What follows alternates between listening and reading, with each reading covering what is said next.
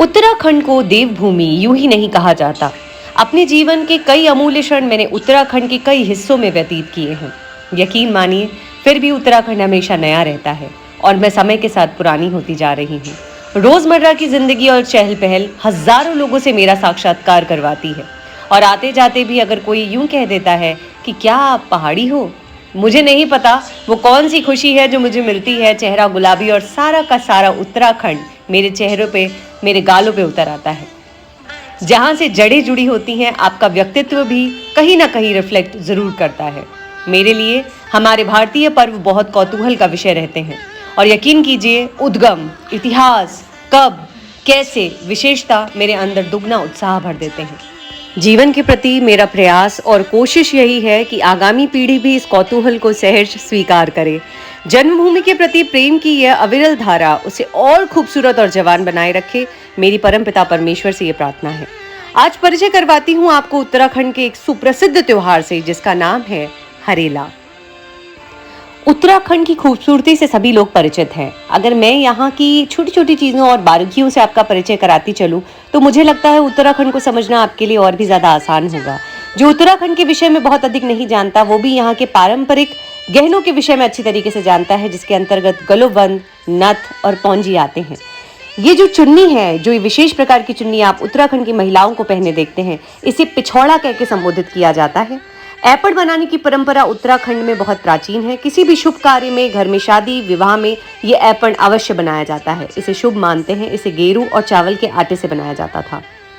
अपने इष्ट और आराध्य को भोग लगाने के लिए किसी विशेष त्योहार की जरूरत नहीं होती।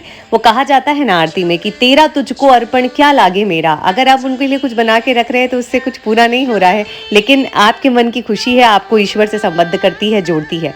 हरेला के पर्व पे विशेषता बनने वाला कुछ एक मीठा पकवान होता है, जिसमें कुछ लोग लापसी का भी प्रयोग करते हैं और कुछ लोग बनाते हैं खीर।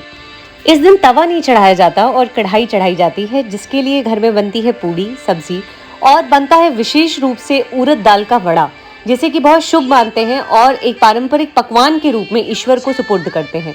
तो यहाँ मैंने उड़द की दाल को पीस लिया है और बड़े बनाने की तैयारी है। इन वड़ों में बीच में छेद बनाया जाता है। कुछ मेंदू वड़ा जैसा ही है, लेकिन उसका प्रोसेसिंग कुछ अलग प्रकार से होती है और इसमें हम लोग सिर्फ नमक, हल्दी, अदरक और मिर्च का यूज करते हैं। हरेला का अर्थ होता है हरियाली का दिन। हरेला उत्तराखंड राज्य के कुमाऊं क्षेत्र में हिंदुओं द्वारा मनाए जाने वाला पर्व है, जो सावन के महीने में मनाया जाता है। अगर मैं यूं कहूं कि हरेला मौसम के बदलाव का सूचक है तो अतिशयोक्ति नहीं होगी। अश्विन माह की नवरात्रि में बोया जाने वाला हरेला सर्दी के आने की सूचना देता है, लेकिन सावन में मनाया जाने वाला हरेला सामाजिक रूप से अपना विशेष महत्व रखता है तथा समूचे कुमाऊं में अति महत्वपूर्ण त्योहारों में से एक माना जाता है। खेती बाड़ी में अधिक से अधिक उत्पादन हो, इसलिए यहाँ के लोग हरेला पर्व को बड़ी ही उमंग से मनाते हैं। हरेला के त्योहार में भगवान शिव यानी हमारे महादेव, देवी पार्वती और गणेश जी की पूजा होती है। आज से ही उत्तराखंड में सावन माह प्रारंभ माना जाता है। हरेला के त्योहार को उत्तराखंड का पारंपरिक त्योहार कहा जाता है। प्रकृति का संतुलन बनाए रखना और पर्यावरण के अंतरंग संबंधों का अनूठा पर्व है हरेला। भारत में लगभग 35 लाख लोग वनों पर आधारित हैं। उनके उद्योगों से ही वह अपनी कार्य करके अपनी आजीविका चलाते हैं। अगर 3 प्रमुख बातों के बारे में मैं बात करूं तो हरेला में सबसे ज्यादा इंपॉर्टेंट 3 बातें हैं, जिसमें से आता है प्रथम हरेला बोना, देवताओं के डिकारे बनाना यानी कि शिव, पार्वती और गणेश जी की मिट्टी की मूर्तियां, और हरेला सर में धारण करना। ये 3 बातें त्योहारों में बहुत खास है। हरेला त्योहार के 9 दिन पहले से ही 5 से 7 तरीके के बीजों की बुआई कर दी जाती है।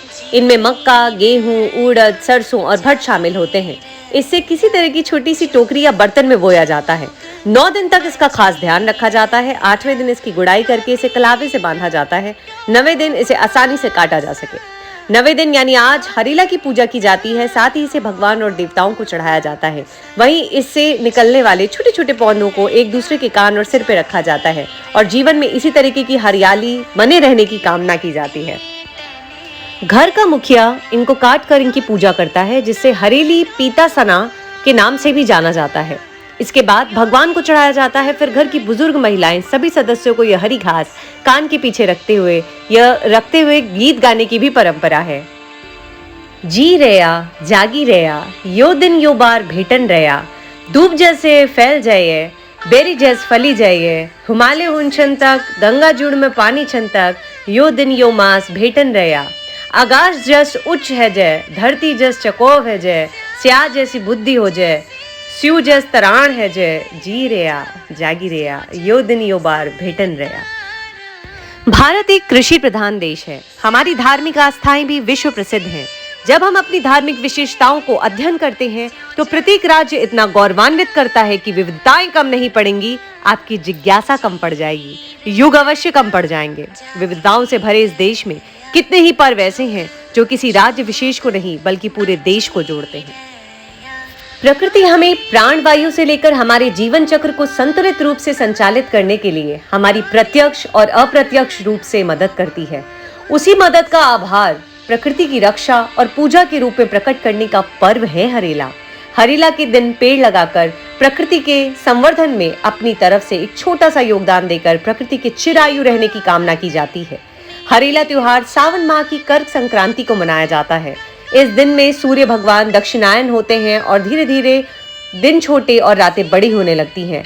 इसलिए हरेला पर्व ऋतु परिवर्तन का भी सूचक है। पहाड़ों में कहीं कहीं हरेला हरकाली के नाम से भी मनाया जाता है, अर्थात हरेला त्योहार भगवान शिव को समर्पित त्योहार है। क्योंकि पहाड़ में सौर कैलेंडर के आधार पर कर्क संक्रांति यानी हरेले के दिन से भगवान शिव का प्रिय माह सावन शुरू होता है।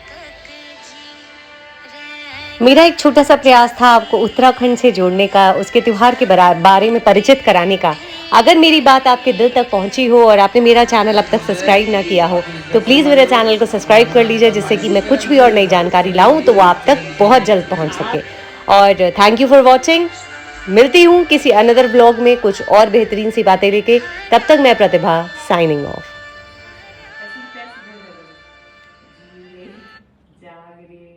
बच्ची रे खूब बड़ो।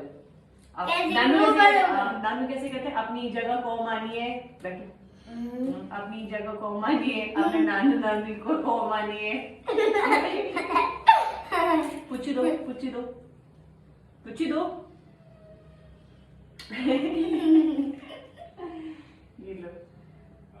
मम्मी मैं बंदा जैसा लग रहा हूँ।